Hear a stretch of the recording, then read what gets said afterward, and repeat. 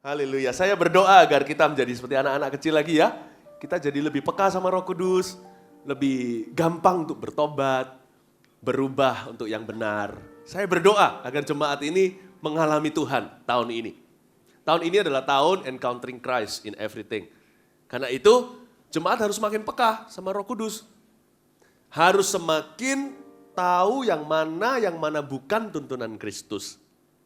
Sepanjang hari ini ibadah yang ketiga di sini, saya khotbah soal Elia. Betul-betul kerinduan Tuhan adalah menjadikan jemaat ini lebih profetik lagi. Kita menjadi gereja yang profetik. Saya nggak akan ulangi, saya hanya baca ayatnya sebagai background latar belakang. Anda bisa pesan DVD-nya atau CD-nya di Pustaka Raja Wali Kebaktian 1, Kebaktian pertama dan Kebaktian kedua. Kita langsung sekarang bicara tentang Elia, pelajaran dari kehidupan hamba Tuhan ini. Kita buka 1 Raja-Raja pasal 17. Saya baca ayat 1 sampai ayat 6 dulu, karena ini sudah saya bahas di 2 ibadah terlebih dahulu. Kita akan mulai ayat 7 di ibadah ini. Elia di tepi sungai Kerit. Lalu berkatalah Elia orang Tisbe dari Tisbe Gilead kepada Ahab, demi Tuhan yang hidup, Allah Israel yang kulayani, sesungguhnya tidak akan ada embun atau hujan pada tahun-tahun ini, kecuali kalau kukatakan. Kita semua tahu cerita ini, Elia menghentikan hujan. Ayat 2, kemudian datanglah firman Tuhan kepadanya, pergilah dari sini, berjalanlah ke timur, dan bersembunyilah di tepi sungai Kerit, di sebelah timur sungai Yordan. Engkau dapat minum dari sungai itu, dan burung-burung gagak telah kuperintahkan untuk memberi makan engkau di sana. Di sono, di sana. Coba sama-sama katakan di sana. Sekali lagi katakan di sana. Jadi Elia disuruh pergi ke sana. Di sananya Elia itu di mana? Di sungai Kerit. Kenapa saya tekankan? Karena ini nanti poinnya saya. Jangan lupa ya, Elia disuruh pergi ke sebuah tempat yang Tuhan tunjukkan, yaitu di situ atau di sana. Dan tempat itu adalah sungai Kerit. Kita sekarang lihat. Lalu ia pergi, ayat 5, dan melakukan seperti firman Tuhan. Nah iyalah ya, kalau orang melakukan firman Tuhan ya pasti mengalami penyertaan. Berkat Tuhan pun menyusul. Ia pergi dan diam di tepi sungai Kerit di sebelah timur sungai Yordan. Ayat 6 menarik sekali. Pada waktu pagi dan petang, burung-burung gagak membawa roti dan daging kepadanya. Saya bahas di kebaktian sebelumnya. Rotinya itu roti sudah dipanggang. Dagingnya itu bukan daging mentah. Bukan sashimi gitu. Tapi daging itu sudah di grill. Mungkin Elia bisa pesan kali ya sama Tuhan ya. Mau kematangannya seberapa Pak? Medium, medium rare, medium well. Atau well done. But God did a well done job. Bayangin tuh gagak bawa daging loh. Dan ia minum dari sungai itu. Oke. Banyak miskonsepsi, mispersepsi. Banyak misunderstanding di dalam cerita ini. Ada orang berkata bahwa burung gagak dikirim ke Elia. Bukan. Itu konsep salah pahamnya justru di sana. Tuhan tidak pernah perintahkan gagak untuk menyongsong Elia. Tapi pergi ke sungai Kerit dan Elia juga harus ke sana agar memperoleh persediaan Tuhan dan menerima berkatnya. Dan ini salah pahamnya.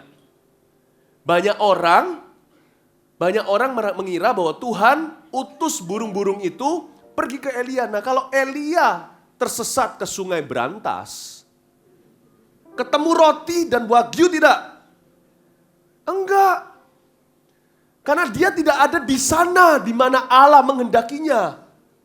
Dia enggak boleh sembrono dan sembarangan. Aku kan nabi Tuhan. Aku kan istimewa.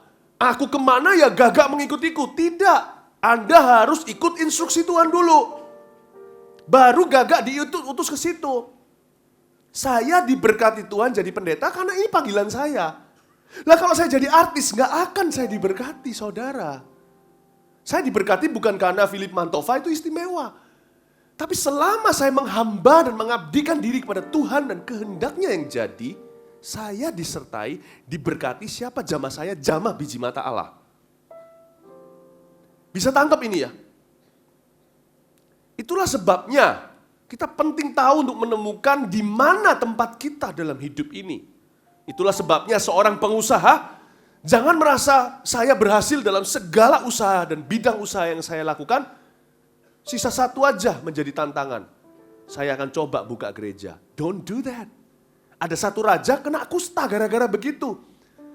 Ada seorang imam dengan puluhan imam yang lain datang dan mereka orang gagah berani tuding raja itu dan berkata, "Hei raja, aku tahu kamu berhasil dalam perang organisasi, membangun kota, membangun negara, aku tahu. Tapi ini is not your cup of tea, ini bukanlah, ini bukanlah peranmu dalam hidupmu. Jangan lancang."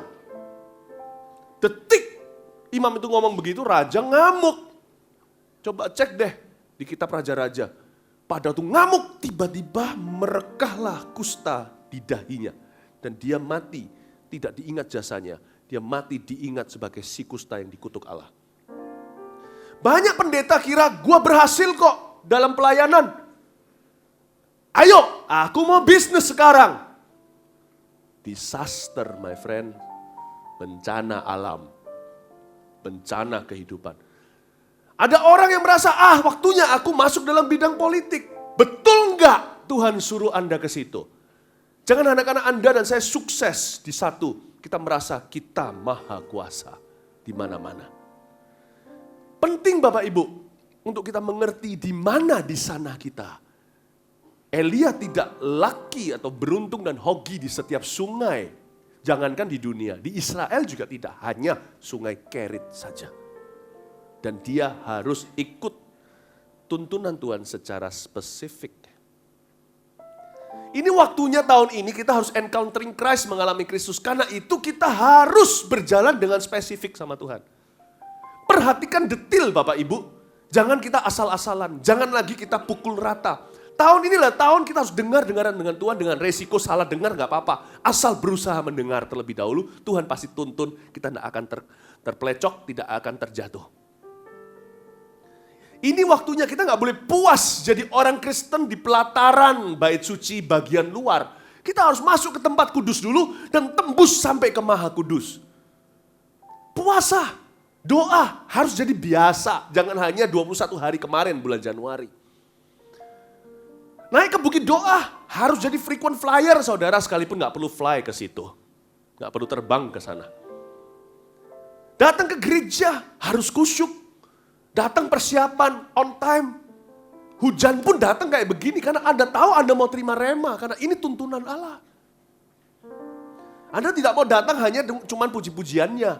Skip atau lewatkan, hanya mau khotbahnya, skip lewatkan pujiannya. Anda mau datang bawa hati baru peka untuk menerima firman Allah. Setelah firman jangan langsung keluar.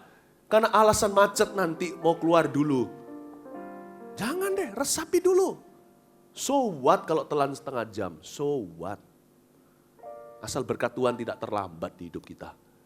Menurut saya orang yang early, cabut dulu dari gereja sebelum waktu. Datangnya berkat terlambat di hidup orang itu.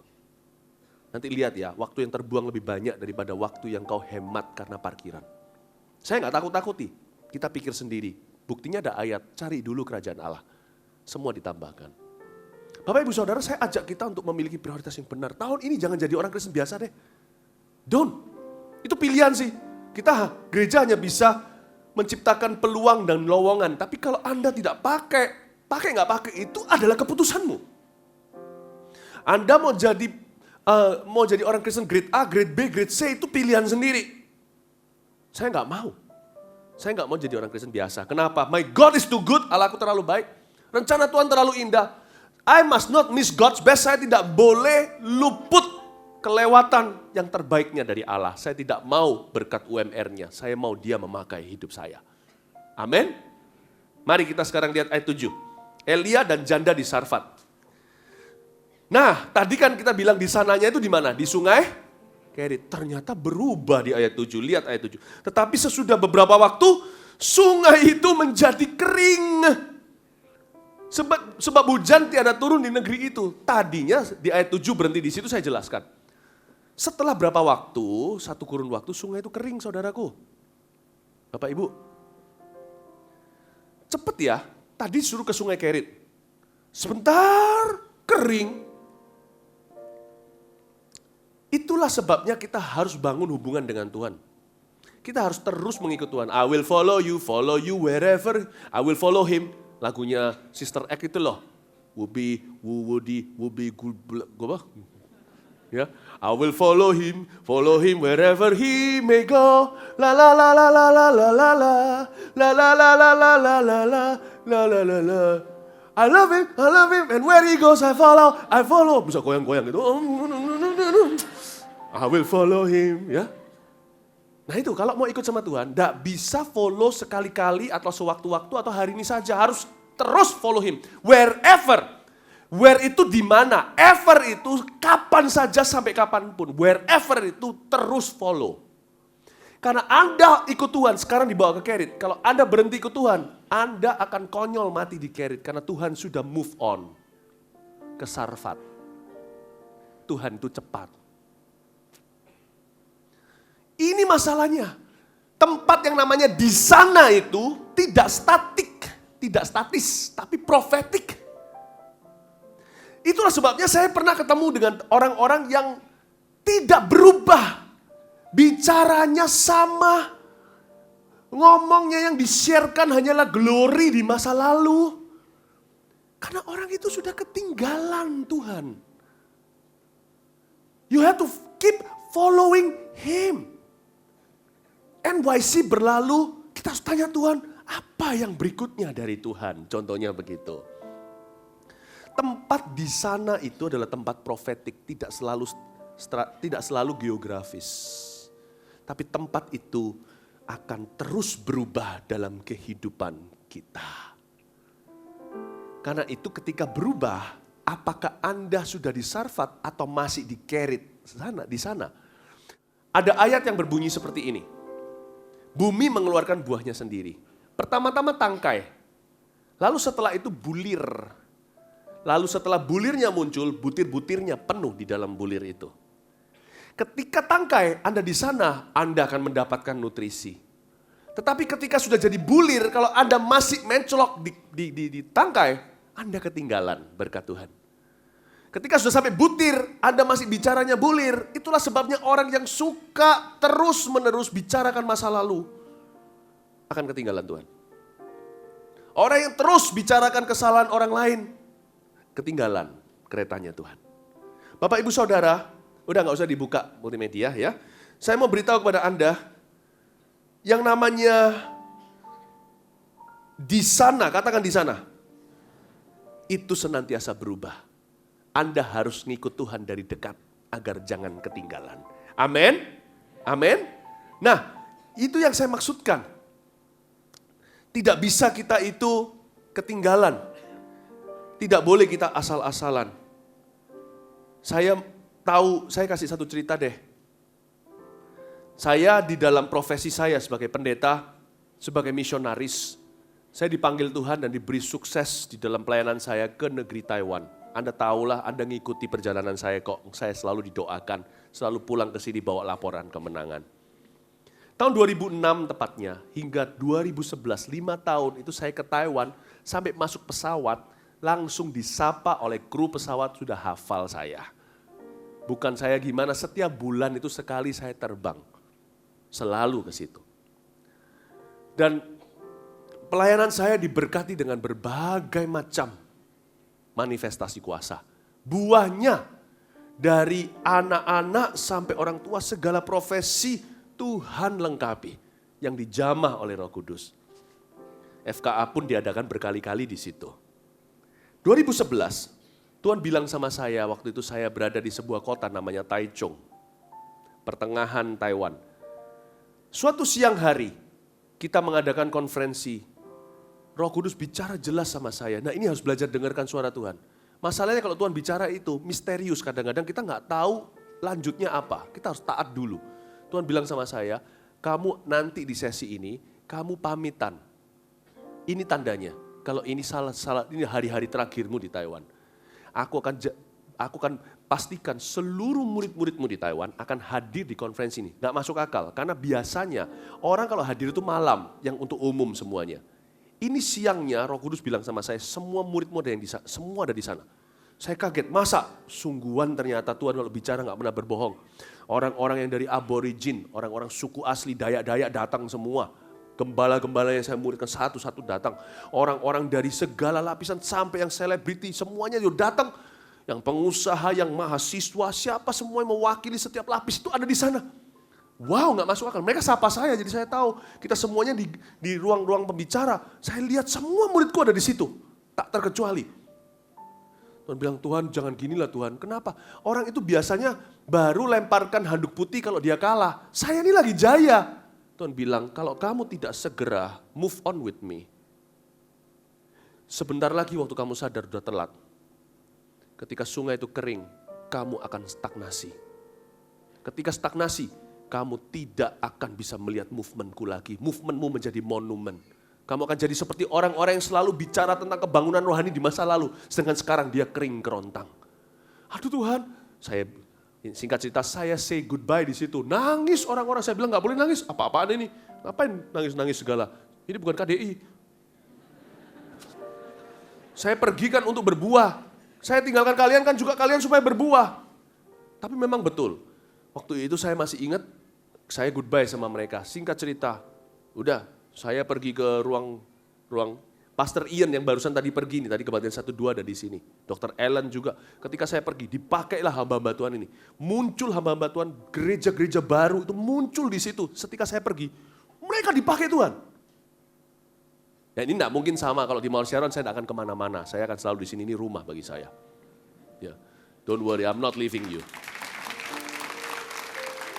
Ya, dan tepuk tangan sedikit sebagian lagi berkata, pergi yo. Ya wes.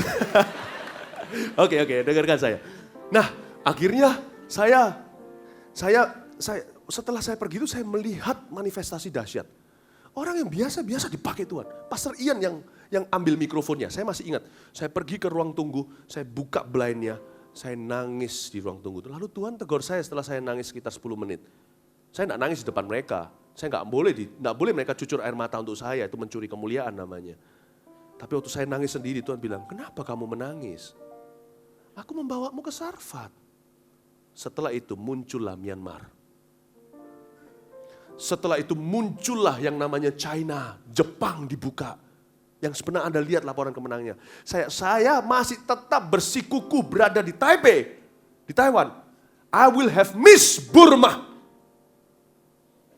Saya akan kelewatan Jepang. Saya akan lihat orang-orang yang rebah di Shinjuku itu di jalan raya. Bukan karena mabuk, kena alkohol, tapi kena Roh Kudus. Saya akan lihat apa yang terjadi di China hari ini. I will not see that. Kita tuh harus nurut, karena tidak semua ada di Alkitab, saudara. Itulah sebabnya kita harus puasa, kita harus peka. Kan tidak ada di dalam Alkitab berkata, Philip pergilah ke Burma. Kitab Wahyu pasal 10 ayat 7. Nggak ada. Anda harus nurut sama Tuhan. Ini bukan bicara tentang pindah gereja segala, bukan ya. Orang yang suka cabut-cabut gitu, tanaman yang tidak tertanam itu malah nggak berbuah. Saya bukan bicara tentang itu. Saya bicara tentang tuntunan spesifik Roh Kudus dalam kehidupan Anda dari satu musim ke musim berikutnya. Anda mesti ikut. Makanya saya beritahu ini pengajaran profetik.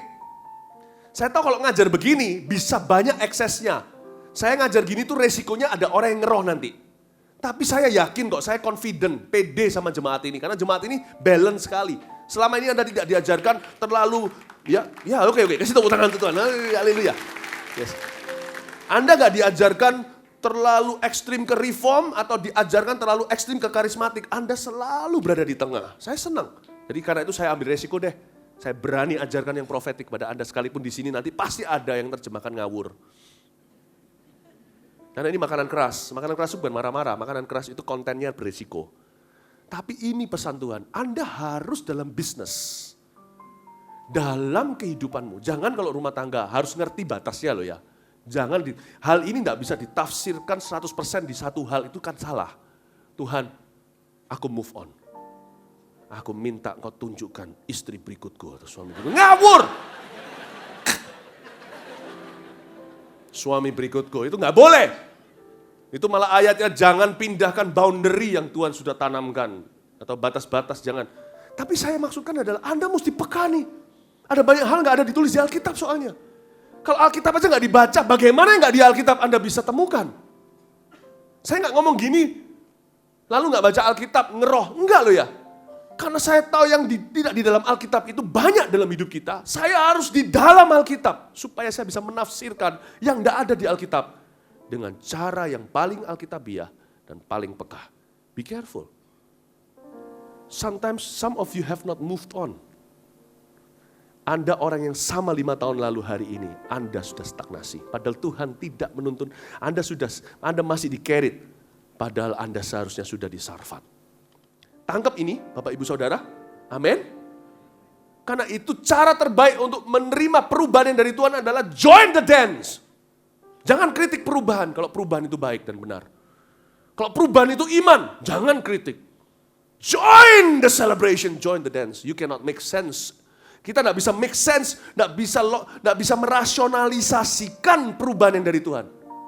Kita hanya bisa peka dalam roh kita karena kita orang berdoa. Ya, ini dari Tuhan. Tapi saya nggak tahu ini ujungnya apa. Just join the dance. Ikutlah menari dengan perubahan itu. Jangan jadi kantong anggur yang lama. Amin Bapak Ibu Saudara. Itu dia. Nah, di ayat 7 yang B, sebab hujan tiada turun di negeri itu.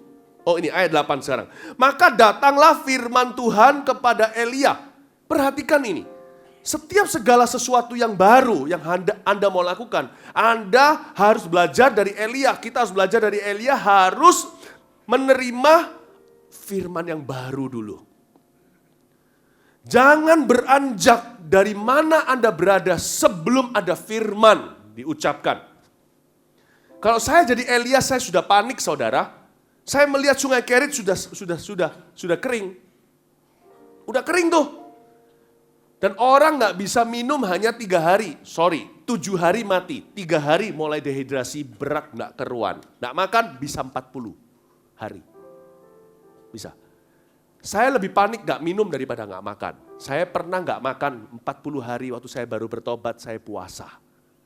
Minum tapi, kalau gak gitu sekarang saya sudah gentayangan. Nah, Musa itu loh yang gak makan minum itu saya gak ngerti. Itu kuasa Tuhan adikodrati sovereign power of God. Saya gak bisa rumuskan itu. Saya percaya itu terjadi. Karena itu firman Allah. Tapi intinya singkat cerita. Saya kalau jadi Elia saya sudah panik saudara. Airnya gitu. Dan untuk saya jalan dari satu sungai ke sungai lain. Itu saya perlu jalan kaki. Dan itu bisa berhari-hari untuk menemukan sumber air di zaman lagi mengalami paceklik berat. Tapi Elia, ini saya kagum sama dia. Dia tidak beranjak sebelum ayat 8 berbunyi, maka datanglah firman. Manusia hari-hari ini yang setia jarang, gak suka di gereja, gesek sedikit, pindah. Tuhan berfirman gak? Suruh pindah. Kalau enggak jangan. Loh, saya ngomong gini ya 2 arah loh ya. Di sini mungkin ada jemaat lain yang pindah ke sini karena konflik. Tuhan berfirman enggak Anda harus di Mount Sharon? Tiba-tiba Anda lihat kuntum bunga gitu enggak? Kalau enggak, balik. Loh, saya gini harus fair kan? Iya kan? Kalau saya ngomongnya enggak fair gini sebagai pengkhotbah kan, saya di atas ini tidak dimiliki denominasi. Saya dimiliki mulut saya penuh disumpah oleh Allah. Saya kalau ngomong gini, bukan hanya jemaat yang pindah gereja dari kami, tapi yang pindahan dari yang lain. Kalau Tuhan tidak berfirman, return, pulang ke sana. Tapi aku di situ dianiaya. Loh, firman Tuhan kan gitu sama Hagar. Kembalilah kepada majikan perempuanmu untuk dianiaya. Baca itu. Kamu setelah firman baru Tuhan bicara sama Sarah, usir dia, Abraham usir dia, kasih satu kendit, lalu Tuhan kasih firman. Semua itu harus firman. Segala sesuatu langkah baru harus warnanya firman baru. Nggak ada firman baru, don't go. Don't go. Saya yakin kalau Tuhan nggak bicara ayat 8 ini, si Elia akan hidup tanpa air. Karena Tuhan itu responsible God. Tuhan itu Allah yang tanggung jawab. Kalau Tuhan suruh kita di satu tempat, Tuhan pasti pelihara, katakan amin. Tuhan akan biarkan kita mati. Tuhan itu bukan panglima yang suruh kita perang lalu tidak supply kita weapon atau pelurunya, lalu biarkan kita ditusuk lawan. Kecuali kalau kita pergi ke peperangan itu tanpa disuruh Tuhan. Itu bukan peperangan Tuhan. Kan gitu. Don't go. Kalau Tuhan tidak berfirman, don't go. Itulah sebabnya saya dari waktu ke waktu kami buat satu komitmen untuk Di setiap milestone, setiap kilometer berapa dalam perjalanan kami dengan Tuhan, sekalipun saat teduh setiap hari, saya harus ada satu waktu saya rombak diri total, berdoa lebih sungguh, masuk lebih dalam, telinga buka lebih lebar sebelum keputusan-keputusan besar dalam hidup saya. Karena saya tidak berani melangkah kalau Tuhan tidak berkata. Elia, kalau tidak ada ayat 8, dia akan di situ tanpa air. Karena tempat paling aman itu dalam poros kehendak Allah. Bukan di mana ada air. Daripada di tempat ada air, kalau di situ di luar kehendak Tuhan. Oh, sudah belajar belum dari Lot dan Sodom Gomora? Abraham pergi ke tanah gersang, tapi karena Tuhan yang suruh, dia dipelihara. Lot pergi ke tanah yang hijau, yang permai, jadi Sodom dan Gomora. Terbakar, hangus, jadi belerang. Hagar disuruh pulang kan, dianiaya sama majikan wanitanya. Apa yang terjadi setelah itu? Pada waktunya sudah firman Tuhan turun untuk dia pergi, Tuhan kasih dia firman yang luar biasa. Daripadamu akan keluar sekian banyak raja.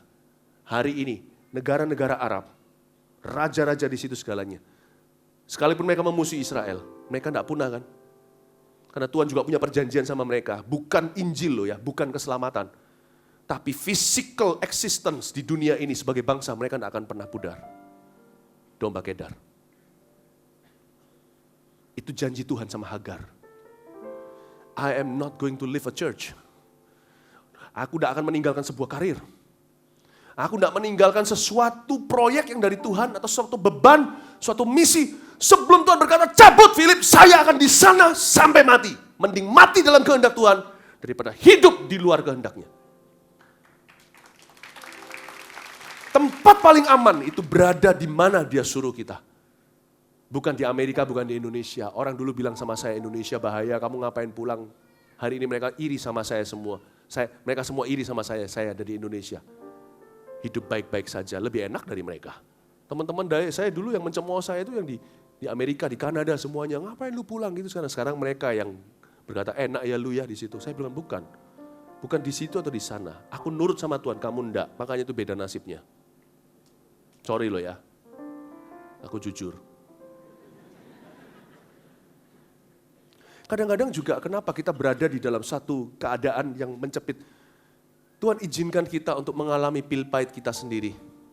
Kita ngotot masuk ke sebuah proyek. Ngotot masuk ke sebuah sesuatu yang kita lakukan, itu atas kehendak sendiri. Dan Tuhan izinkan, dan sekarang berat. Masih ada jalan keluar? Ada. Dari jalan kita meninggalkan dia, jalan kembali. Tuhan akan buat mujizat untuk membantu kita, mempercepat segalanya. Kasih tepuk tangan untuk Tuhan.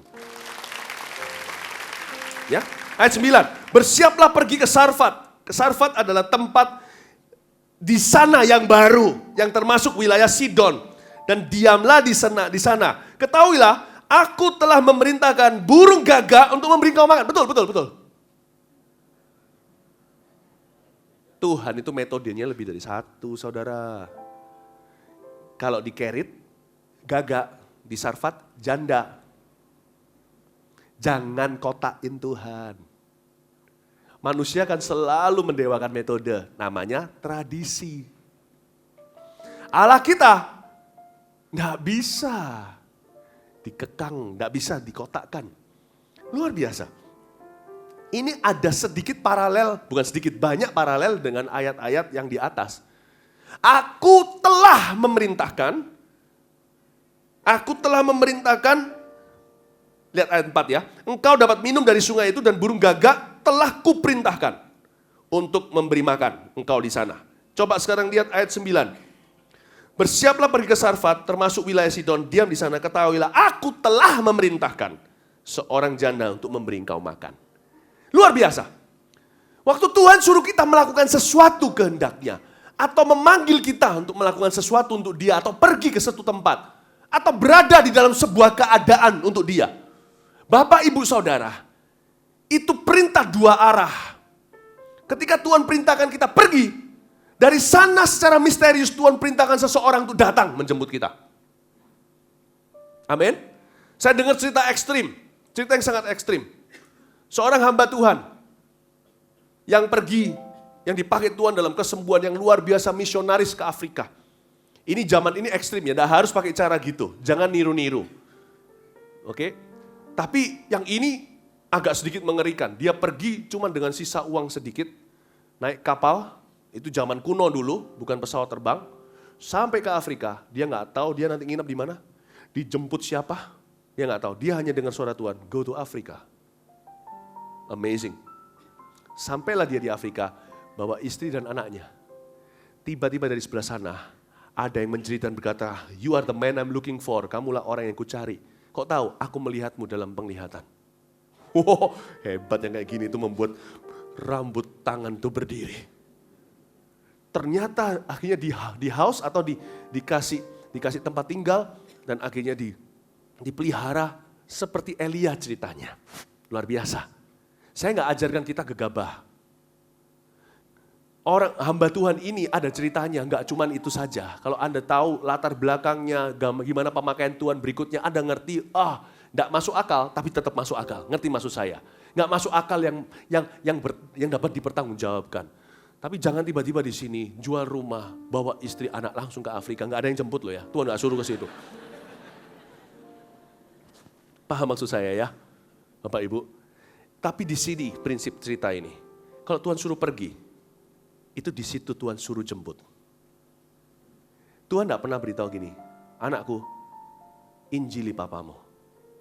Nah, Tuhan bilang, aku takut Tuhan. Dan biasa gitu respon kita, udah bisa Tuhan, udah nyoba berapa tahun sekali. Kalau Tuhan bilang injili papamu, Tuhan akan injili dia juga. Dari sebelah situ akan ketuk pintu. Paham maksud saya? Our God is faithful. Jangan taruh curiga. Asal kita tahu itu Tuhan yang suruh, jangan takut saudara.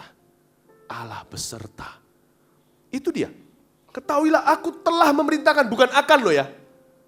Gagak sama kaki, terbang sayap, udara dengan jalan darat cepat mana. Sebelum Elia sampai ke Sarfat, Tuhan sudah perintahkan lebih cepat karena Tuhan bicara langsung kepada manusia. Waktu sebelum di sungai Kerit, sebelum dia sampai ke sungai itu, Gagak sudah diberitahu.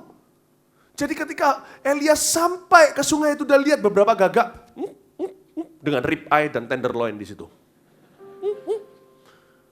Bayangin, tidak sulit untuk tahu di mana Tuhan tempatkan kita, di mana ada berkat, di mana Tuhan pakai kita, di mana ada damai sejahtera. Tuhan taruh kita di situ, Tuhan utus kita ke sana. Luar biasa, Tuhan sudah perintahkan seorang janda untuk memberi dia makan. Sesudah ia bersiap lalu pergi ke Sarfat. Setelah ia sampai ke pintu gerbang kota itu, tampaklah di sana seorang janda sedang mengumpulkan kayu api. Ia berseru kepada perempuan itu, katanya, cobalah ambil bagiku sedikit air dalam kendi supaya aku minum. Tuhan kalau ngutus kita melakukan sesuatu, dia utus kita secara spesifik dan berkat spesifik juga menanti kita. Buka aja ayatnya di sini, bisa nggak, keburu nggak ya? Buka di Lukas 4 ayat 25 sampai 26. Kalau bisa keburu munculkan multimedia. Lukas 4, oke, thank you. Tetapi Elia dan udah bla. Oke, benar nggak ini? Ya, oke. Ini adalah kata-kata Yesus. Dan aku berkata kepadamu dan kataku ini benar. Pada zaman Elia terdapat banyak perempuan janda di Israel ketika langit tertutup selama 3 tahun dan 6 bulan. Dan ketika bahaya kelaparan yang hebat menimpa seluruh negeri. Next.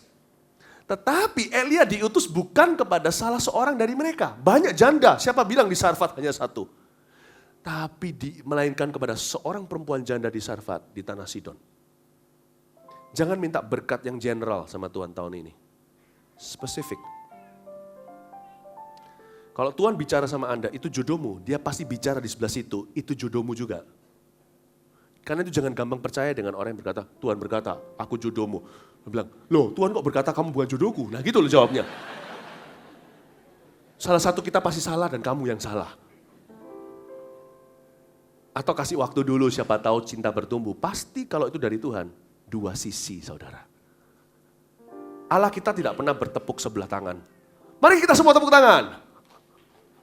Sebelah tangan. Allah itu tidak begitu. Dia selalu tepuknya itu jadi satu. Saya mau beritahu satu prinsip rohani.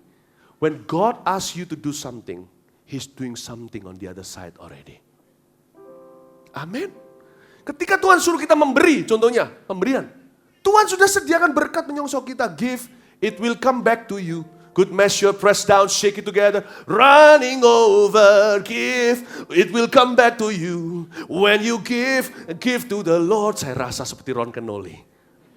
Kalau Tuhan berkata beri, itu sudah kembali sebelum Anda memberi. Jangan pernah naruh rasa curiga. Bapak, Ibu, Saudara. Belajar tingkatkan naluri taatmu pada Tuhan tahun ini. Kalau sama Tuhan tuh jangan didebat. Itu dia. Dan Tuhan sudah suruh seorang janda menunggu dia. Padahal ada banyak janda, satu Tuhan sudah bicara. Entah bicaranya lewat mimpi sama janda itu seperti Tuhan bicara sama Yusuf. Entah bicaranya lewat seorang nabi lain di kota itu. Atau apa nggak tahu. Pokoknya Tuhan bicara. Jelas-jelas Tuhan bicara sama janda itu. Ya. Dan saya senang sekali melihat bagaimana apa yang janda itu lakukan. Kita bisa belajar sesuatu kembali ayat 10. Sesudah ia bersiap lalu pergi ke Sarfat. Setelah ia sampai ke pintu gerbang kota itu, tampaklah di sana seorang janda sedang mengumpulkan kayu api.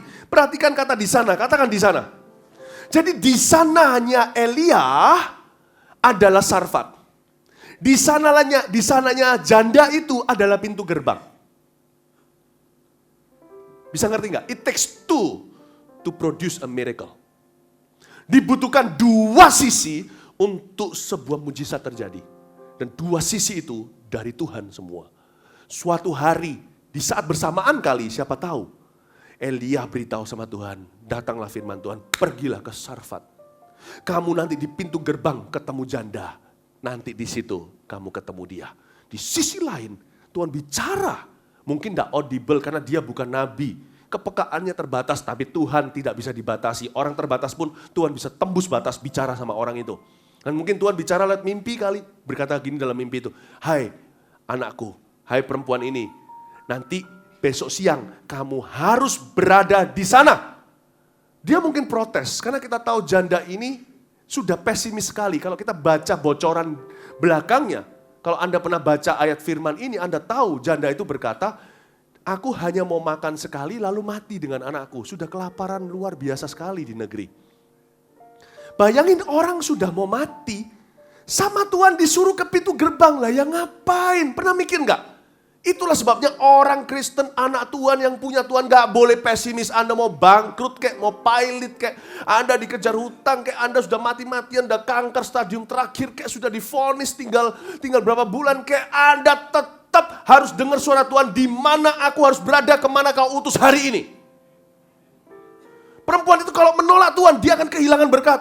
Karena dia akan ketemu Elia, solusi hidupnya. Perempuan itu mungkin diberitahu sama Tuhan begini, bukan mungkin, pasti diberitahu Tuhan, cuma metodenya aja. Diberitahu begini, kamu besok siang harus ke pintu gerbang. Apapun terjadi kamu ke pintu gerbang. Mungkin dia protes, Tuhan, aku enggak mau mati, suruh ke pintu gerbang ngapain? Fashion show kali.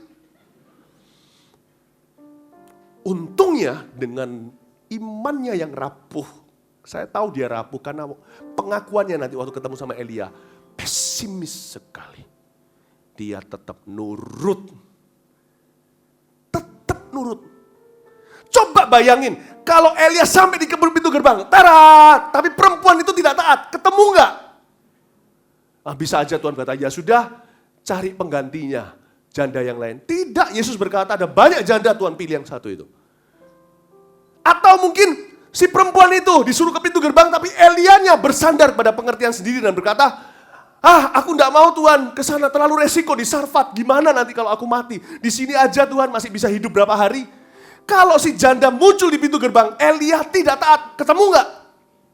Terjadi mujizat enggak? Dua-dua mati. Elia mati, janda itu mati. Puji Tuhan untuk double blessing, double obediences. Yang sana berkata, Elia pergi ke Sarfat, nggak tahu, punya rencana? Masalahnya kalau Tuhan bicara itu seringkali satu persatu, nggak ada rencana berikutnya. Ikut Tuhan itu nggak gampang, tapi justru mudah. Kalau Tuhan beritahu semua, meledak sini kita, nggak siap kita untuk bisa mengetahui semua rencana Allah. Waktu si Elia jalan ke Sarfat, mungkin kalau ketemu sama orang yang tanya, mau kemana? Ke Sarfat. Kenapa? Disuruh Tuhan. Dari sana mau kemana? Elia berbicara dalam bahasa Ibrani, karena dia orang Yahudi. Mboh. Perempuan itu juga sama, mama mau kemana? Pergi pintu gerbang, kenapa? Disuruh Tuhan. Mau ketemu apa? Mau ngapain? Nggak tahu. Teng! Ketemu. You see, your obedience only half the story. Exciting bukan? Your obedience only half the story. Kalau Tuhan suruh Anda taat sesuatu hari ini, itu hanya separuh cerita. Anda harus menaruh rasa curiga yang optimis. Apa yang Tuhan kerjakan, ada satu surprise di sebelah situ. Separuh, setengah berikutnya. Saya paling senang kalau Tuhan suruh saya melakukan sesuatu, saya jadi bergairah. Wow, kadang-kadang menyakitkan daging aja apa yang dia suruhkan. Tapi wow, pasti ada sesuatu di sebelah sana. Tuhan sediakan. Yang pasti, apa yang mataku tidak pernah lihat, telingaku tidak pernah dengar, apa yang belum pernah muncul dalam pikiranku, disediakan bagi orang-orang yang mencintai Tuhan. Amin Bapak Ibu. Wow, saya bisa coba bayangin. Jadi di sana itu tidak hanya berlaku untuk Elia. Di sana juga berlaku bagi si janda. Dan satu hal yang membuat saya kagum sama janda ini kan sudah mau mati. Kok masih bisa melayani ya? Itu loh tindakan profetik. Jadi jemaat yang profetik itu harus tindakannya profetik dong. Mulut dan tindakan harus selaras. Nggak bisa kita bicara sama pasangan kita, aku cinta padamu, plak, aku cinta padamu, plak, aku mengasihimu, plak, nggak bisa. Tindakan itu namanya orang bipolar kayak begitu. Atau multiple personality. Kalau Anda bilang percaya, tunjukkan lewat perbuatanmu. Abraham juga sama, ganti namanya dari Abram jadi Abraham. Ya, diganti namanya. Abram artinya entah apa, Abraham artinya bapak segala bangsa. Dia mau dipanggil dengan cara yang berbeda. Dia mau bertindak dengan cara berbeda. Kalau memang Tuhan mau menolongmu, jangan bertindak seolah-olah mau mati dong. Ini orang luar biasa. Coba bisa bayangin Anda punya momongan anak, dan Anda tahu ini kelaparan total di negeri, matilah sembako nggak ada. Oke? Pemerintah pun mati kelaparan, jadi Anda nggak bisa punya harapan. Lalu Anda kalau dalam keadaan gitu masih mau ke gereja nggak? Masih mau nggak? Ada orang bilang ngapain ke gereja besok mati? Anda sudah dalam hutang, hutangnya sudah jumlahnya miliaran, masih mau kerja nggak? Sekalipun ada pilot dan bangkrut, tapi kalau Anda ditawari satu pekerjaan, Anda pasti merasa itu kecil dibanding hutangku. Tapi Tuhan mau Anda tetap ambil pekerjaan terdekat. Tawaran yang sekarang. Nguli pun jadi, meracang pun bisa. Mau jadi apapun, jual koran silahkan.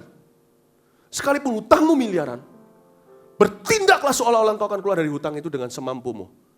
Kalau Anda punya pekerjaan kecil, ambil itu, jangan pilih-pilih. Bertindaklah seolah-olah Anda akan keluar dari hutang meskipun income Anda tidak seberapa. Wanita ini kelaparan. Dia tahu bahwa roti terakhirnya lalu dia mati. Tapi masih bisa melayani. Itu luar biasa profetiknya. Kalau saya jadi wanita ini, saya udah ngamuk sama Elia. Lu gak punya mata ya? Coba lihat Elia suruh apa? Ya, ayat 10b. Cobalah kepada perempuan, Ya, tadi ya yang seorang janda sedang mengumpulkan kayu api, ia berseru kepada perempuan itu. Ayat 10 di tengah-tengah. Katanya, cobalah ambil bagiku sedikit air dalam kendi supaya aku minum. Kalau saya jadi wanita itu, gue udah mau mati kok, nothing tulus ya kan? Gak bisa rugi kan? Terus mau mati, ambil sendiri. Gak lihat ya kondisiku, keadaanku. Gak lihat aku sendiri haus, lu minta minum sama aku. Ambil sendiri Tuhan. Enggak tuh. Lihat ayat perempuan. Ketika perempuan itu pergi mengambilnya. Loh ini orang udah mau mati masih melayani. Tunjukkan dong nilaimu di depan Tuhan. Kalau Anda tidak mau mati, jangan bertindak seolah-olah mau mati. Tunjukkan Tuhan. Kalau aku mati, aku orang melayani. Yang rugi kerajaanmu loh Tuhan.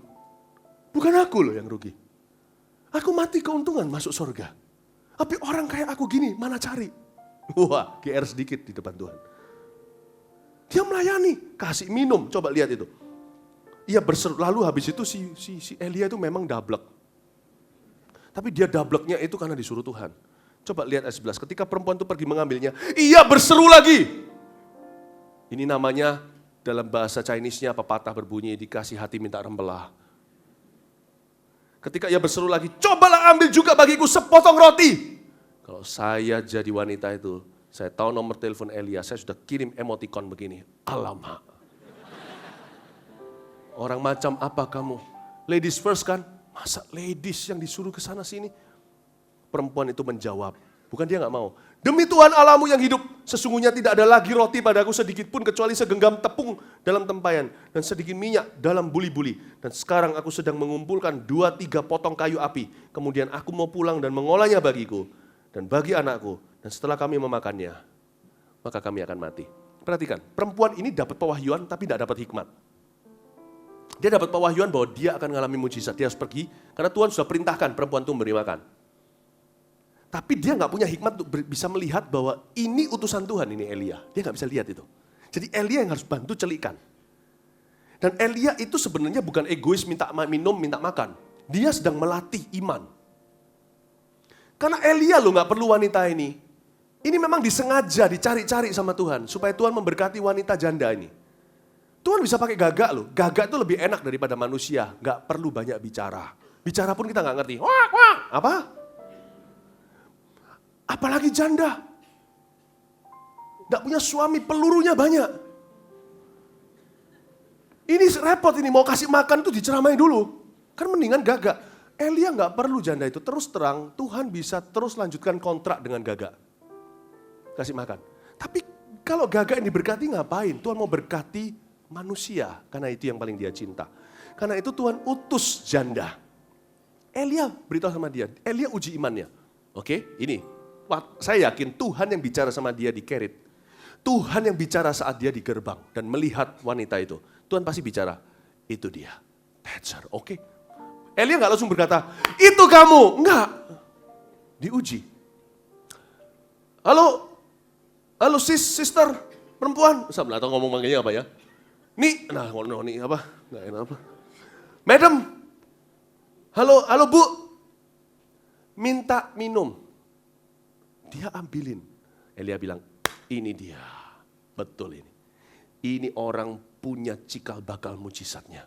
Tuhan bukan minta tolong dia untuk turunkan mujizat. Tuhan mau lihat hati orang ini ada iman tidak. Bukankah yang dikatakan Yesus, kalau anak manusia datang adakah ia melihat iman? Dibutuhkan iman loh. Orang sudah stadium 4, udah terakhir, udah sekarat, masih doain orang. Itu dibutuhkan iman loh.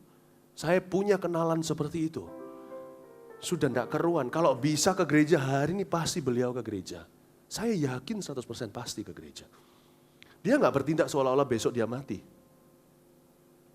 Dia nggak. Ini orang kayak gini tuh luar biasa. Elia bilang ini dia. Dia masih belum ngerti ini. Oke, dia ambil minum. Perempuan itu belum ngerti kalau Elia inilah yang dia nanti-nantikan. Lalu waktu minta makan, perempuan itu keluar. Kelihatan aslinya. Ada iman, tapi ada kebimbangan. Ada keraguan. Dan disinilah Elia akan masukkan dia ke sekolah Alkitabnya.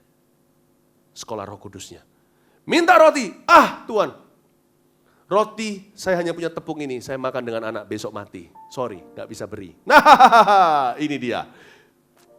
Ini dia.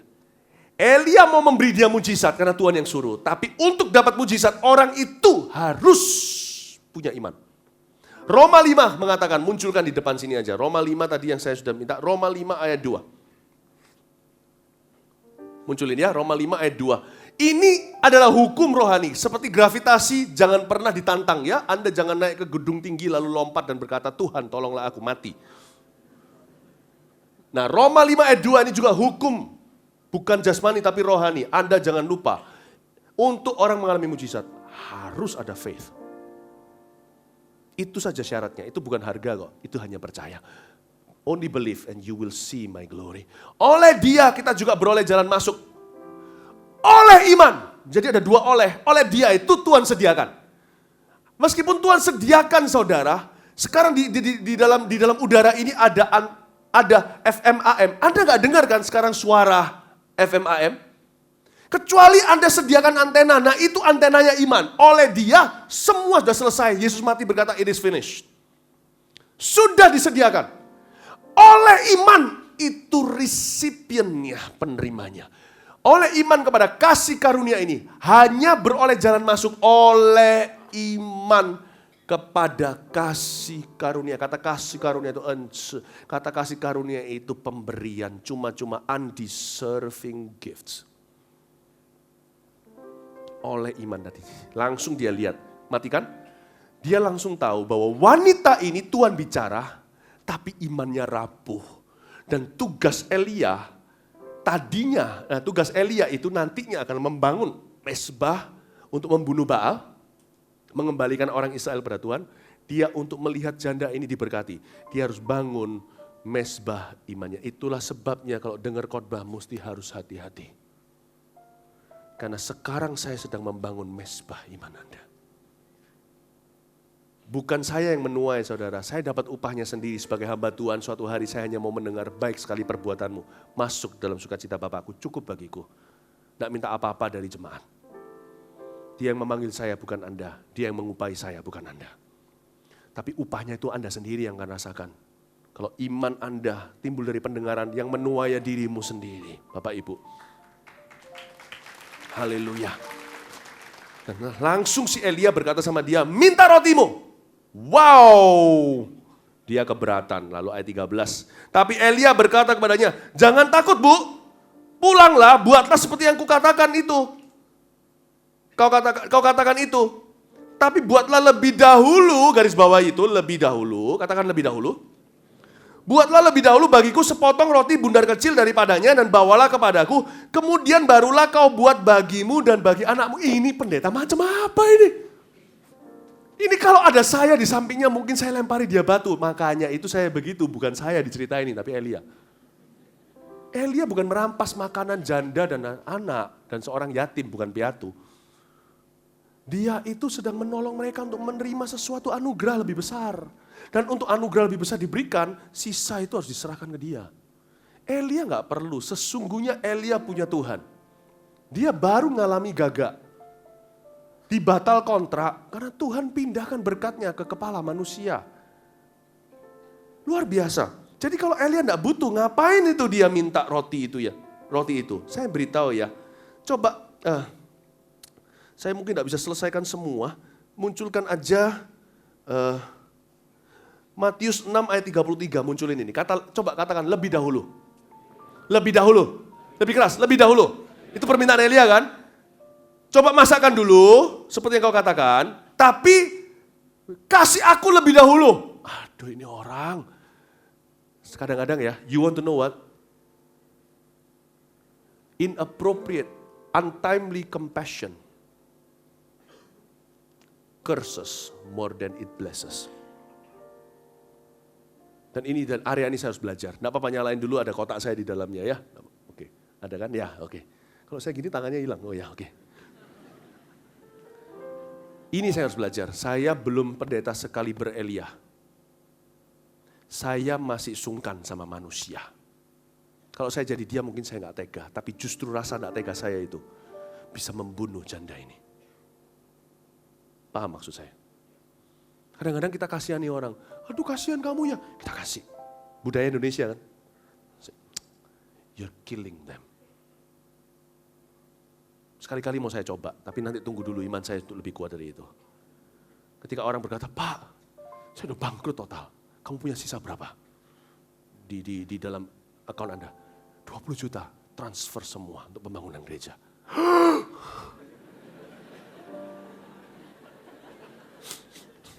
Sekali-kali saya mau coba itu. Siapa yang mau saya cobain?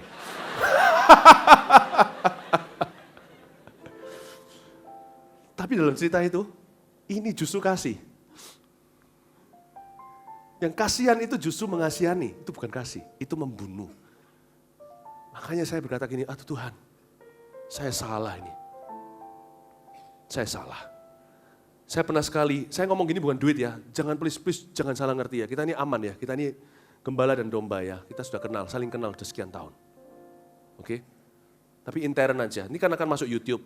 Kalau Anda tidak mengerti gereja kami, jangan sembarang bicara. Dengarkan. Ini saya nggak ngomong sama Anda ini. Saya ngomong sama yang YouTube nanti ini. Jangan sembarang bicara. Datang gereja sini dulu baru nilai hubungan kami.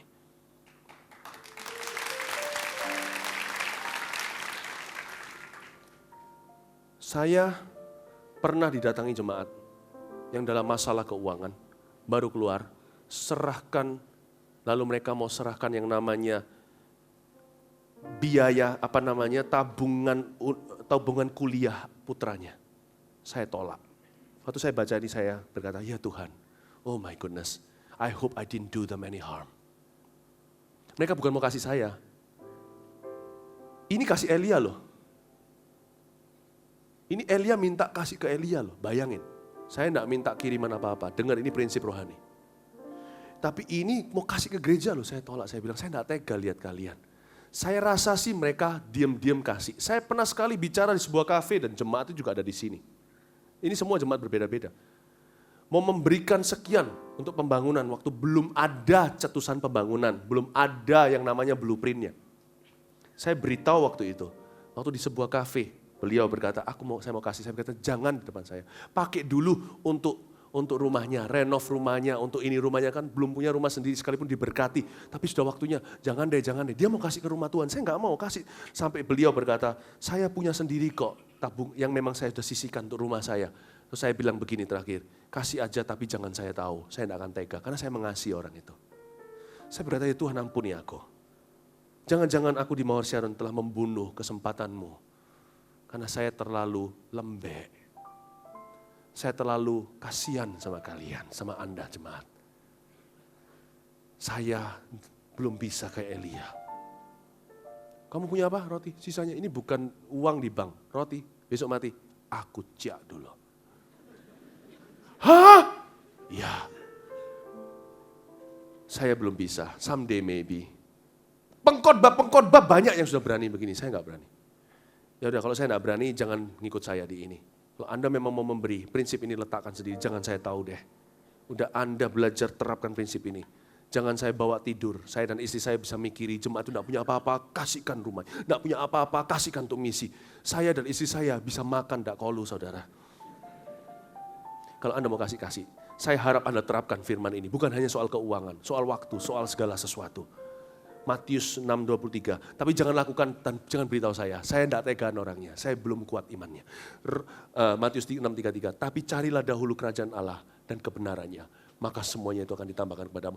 Dahulu, lihat itu. Dahulu, berapa banyak di antara kita berkata, aku mau melayani Tuhan, nanti kalau keluar hutang. Nonsense. Sekarang. Sorry, kalau melayani bukan itu. Aku mau memberi nanti kalau aku sudah keluar hutang. Nonsense sekarang. Aku nanti kalau melayani Tuhan, kalau aku sudah sehat. Omong kosong. Gak usah melayani sekalian. Wanita ini mau mati. Melayani. 2 kali.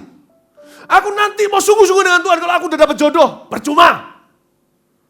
Nanti kalau aku sudah ada gandengan, tidak jomblo akut kayak begini. Jomblo ngenes. Nanti pasti bersama keluargaku melayani Tuhan, gandengan tangan, omong kosong. Anda melayani Tuhan sekarang, tapi sekarang saya sudah hampir sicap. Babi kecap. Saya hampir sicap. Hampir 40 tidak ada gandengan, saya ini wanita. Pastor Philip, saya bilang, saya ini wanita. Aduh, saya dipaksa kanan kiri, lu kapan? Jeffen. Aduh, kapan kau ketemu sungai meritmu, bukan sungai Kerit? Nanti Pak, saya cari jodoh dulu, baru nanti saya sungguh-sungguh. Percuma, gak usah. Cari dulu Tuhan, jodoh nanti, sambil jalan. Gak percaya tanya Adam dan Hawa. Dia kerja untuk Tuhan, dapat. Mau beri dulu sekarang. Dengan tanggung jawab tentunya. Kalau Anda punya ya sudah. Dengan tanggung jawab, Anda harus belajar sacrifice, berkorban. Bukan sacrifice yang ngawur loh ya. Anda hutang orang 2 juta di tangan tinggal dikasihkan. Enggak, aku mau kasih ke gerejaku dulu. Wah, bisa kepahitan orang itu sama Tuhan. Kalau Anda enggak bisa bayar dari uang besar, bayar dari keinginan Anda atau mungkin dari sesuatu yang Anda bisa seratkan. Kencangkan ikat pinggang, Anda belajar sacrifice dari bagianmu, bukan bagian orang lain. But you need to learn to sacrifice now, not tomorrow. Anda mau melayani, jangan tunggu nanti kalau Anda sembuh. Banyak orang suka muluk-muluk melulu, nanti kalau aku sudah sembuh, padahal sudah stroke setengah badan. Aku mau melayani Tuhan, aku mau jadi full time menjadi pendeta. Untung Tuhan tidak kabulkan, nanti pendeta semua adalah orang-orang lulusan sisa-sisaan. Anda mau jadi pendeta? Lakukan itu waktu Anda masih muda, masih gagah. Anda bisa segalanya, bisa berhasil di luar sana. Jadilah pendeta. Saya tantang Anda. Saya lakukan itu. Saya tidak kasih sisa-sisa.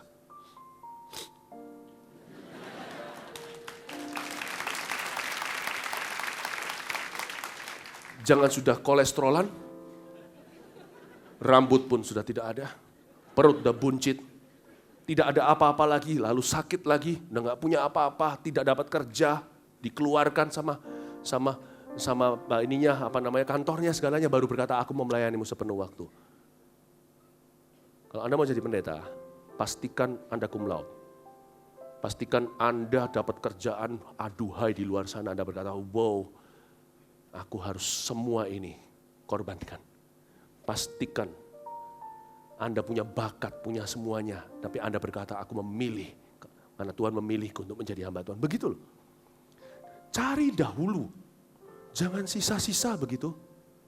Kalau Anda mau melayani Tuhan, mau lihat mujizat, tingkap langit terbuka.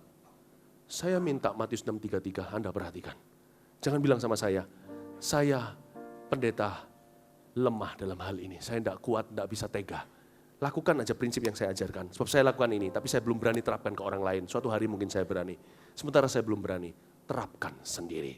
Tuhan memberkati. Berikan tepuk tangan untuk Tuhan. Mari kita semua bangkit berdiri. Haleluya. Praise the Lord. Yes. Hari ini kamu 4 kali ya. Yeah, haleluya. Welcome home. Sama dong nasibnya sama saya 4 kali. Siapa habis ini makan malam, Valentinean? Iya, oke. Siapa yang jomblo akut? Jomblo. Oh, haleluya. Bapak, Ibu, Saudara, siapa di sini jemaat yang lagi bermasalah bidang usahanya? Angkat tangan. Gak apa-apa, jangan malu, saya mau doakan. Bapak dalam sorga, di dalam nama Yesus, doa sederhana. Hamba mohon kepadamu, prinsip ini, biarkan Tuhan kasih hikmat, gak seperti janda itu cuma dapat pewahyuan. Kasih mereka hikmat, what to do. I don't want to know. It's not time, I'm just not ready to know. Biarkan mereka tahu sendiri antara mereka dengan Tuhan. Di dalam nama Yesus bagaimana mereka belajar sacrifice. Melayani Tuhan, mendahulukan orang lain. Mendahulukan kerajaan Tuhan. Aku berdoa buka tingkap langit Tuhan. Yang tidak bisa, yang belum keluar dari hutang, keluarkan dengan cara yang mencengangkan sampai mereka tidak bisa berkata ini karena kita, karena aku. Di dalam nama Yesus give them the miracle. Send them. Utus ya Tuhan gagak-gagak itu dalam nama Yesus.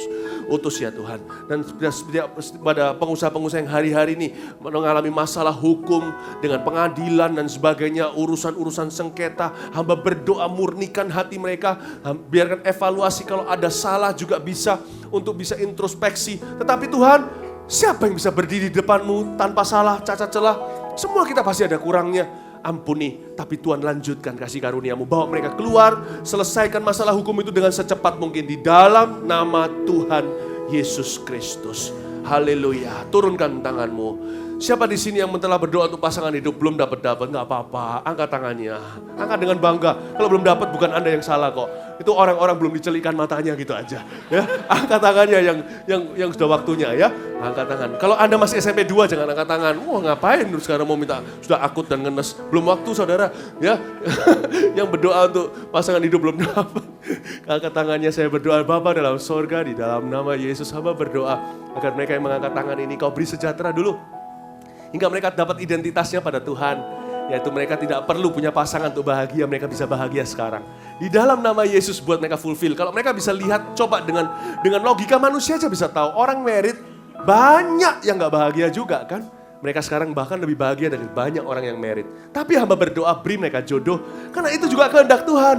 Karena tidak baik mereka sendirian. Di dalam nama Yesus Tuhan pertemukan mereka. Aku berdoa mereka bisa ketemu di gereja sendiri. Buat apa punya gereja sampai jemaatnya ribuan atau puluhan ribu kalau gak bisa saling ketemu sini saling satu sama lain, atau antar satelit atau gimana? Mungkin nanti waktu mission trip bukan itu motivasinya, tapi nanti akan ketemu waktu kerja. Tapi kalau mereka dapat dengan di luar sana, dapatkan dari gereja-gereja yang lain ya Tuhan Yesus. Mereka tidak keluar dari rencana Allah. Di dalam nama Yesus hamba berdoa ya Tuhan, Kau bukakan jalan. Kirimkan ya Tuhan Yesus, ya Tuhan yang dari Tuhan, agar mereka waktu dan kirim dari Tuhan tuh nggak akan ngebel ke rumah. Ketika mereka beraktivitas sehari-hari membuka diri, ketika mereka mempertimbangkan, Tuhan akan tuntun. Di dalam nama Yesus bawa mereka ketemu seperti Ruth dan Boas. Di dalam nama Tuhan Yesus, haleluya, amin. Turunkan tanganmu, praise the Lord, haleluya. Thank you Jesus. Kasih tepuk tangan untuk Tuhan. Nyanyikan satu lagu.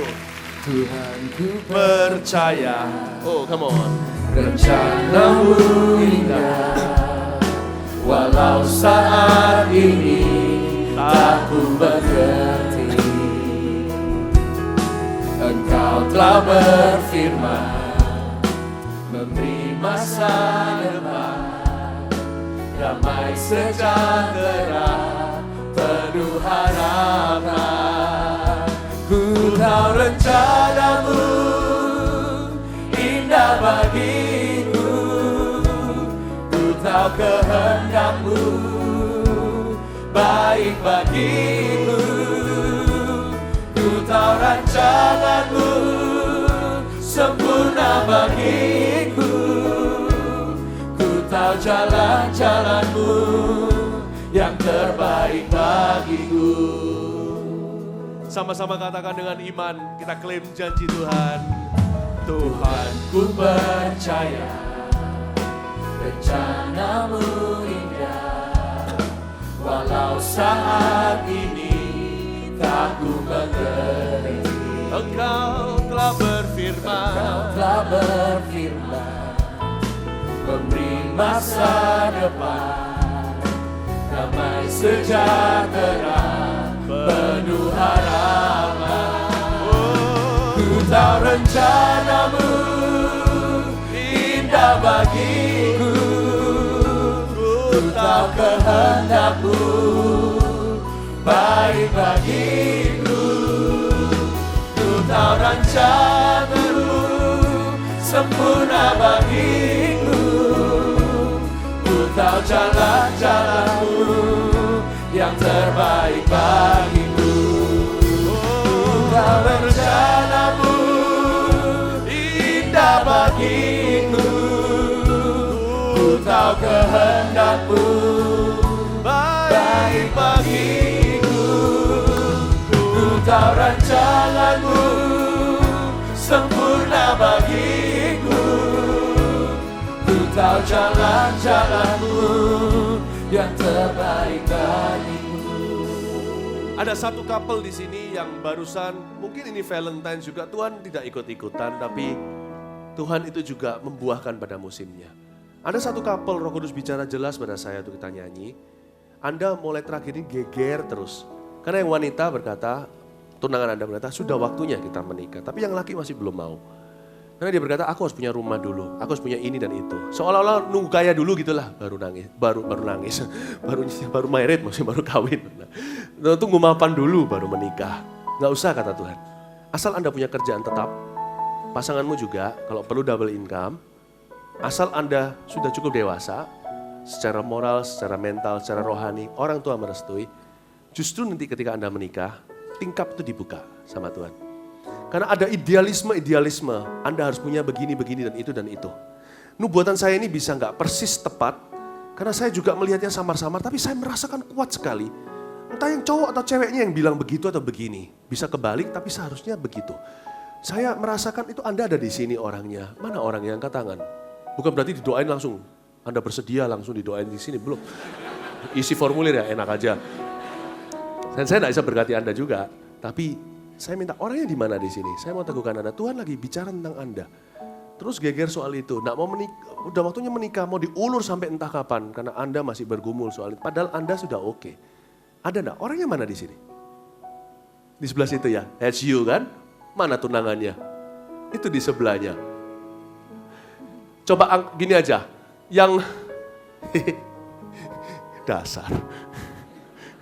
Yang ngomong begitu siapa? Yang ngomong nanti dulu nih meritnya, iya kamu kan? Terus tunangannya berkata, ayo sudah waktunya, betul ya? Nah ketahuan loh. Tak beritahu ya, gak semua orang dapat nubuatan, oke? Gak semua dapat hikmat marifat. Tapi kadang-kadang Tuhan munculkan kayak gini untuk menjadi tanda bahwa Tuhan tahu di mana Anda berada. Mungkin satu yang kelihatannya hoki, enggak. Dia rumah percontohan. Anda semuanya rumah sungguhan bersama dengan dia, mereka tentunya.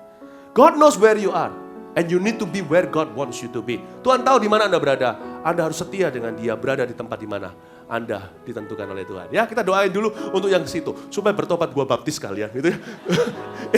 Angkat tangan dong, kalian berdua, 2 orang dong, ya. Oke. Tahun ini ya, merit ya. Anda perhatikan orangnya, dia jangan keluar selamat. Yang cowok yang digebukin, bukan itu. Enggak, bercanda ya. Ulurkan tanganmu, kita doain mereka. Ya Tuhan, di dalam nama Yesus, terima kasih. Aku mendengarkan lonceng berbunyi, dia akan merit, mereka akan merit tahun ini paling telat awal tahun depan. Bukan saya mendahului, tapi saya bicara atas nama Tuhan, pasti ada otoritas. Di dalam nama Yesus Tuhan, beri mereka damai sejahtera. Banyak couple-couple yang seperti ini. Ya Tuhan, tidak usah tunggu gini dulu baru melayani. Tunggu begini dulu baru begitu, baru bisa mempersembahkan. Mereka belajar untuk menghargai apa yang ada di depan mereka. Terima kasih Tuhan, buat mereka semakin mapan. Berikan mereka rumah yang mereka idamkan. Dalam nama Yesus, amin. Kasih tepuk tangan Tuhan. Haleluya. Ku tahu rencanamu. Come on, let's sing. Indah bagiku, ku tahu kehendakmu, baik bagiku. Ku tahu rencanamu, sempurna bagiku. Ku tahu jalan-jalanmu yang terbaik bagiku. Ku tahu rencanamu, indah bagiku. Ku tahu kehendakmu, baik bagiku. Ku tahu rancanganmu, sempurna bagiku. Ku tahu jalan-jalanmu yang terbaik bagiku. Ku tahu jalanmu. Ku tahu jalan-jalanmu yang terbaik bagiku. Ku tahu jalan-jalanmu yang terbaik bagiku. Beri tepuk tangan yang meriah untuk Tuhan, haleluya. Jemaat yang dicintai oleh Tuhan Yesus, yang kami sangat sayangi, cintai dan manjakan. Angkatlah kedua tangan, terimalah berkat dari Tuhan, Allah Bapa, kasih setia dari Yesus Kristus dan pengurapan dari Roh Kudus pulang membawa penggenapan firman ini. Jadilah lebih dari pemenang. Tuhan menyertai-mu. Dalam nama Yesus, amin. We love you. God bless.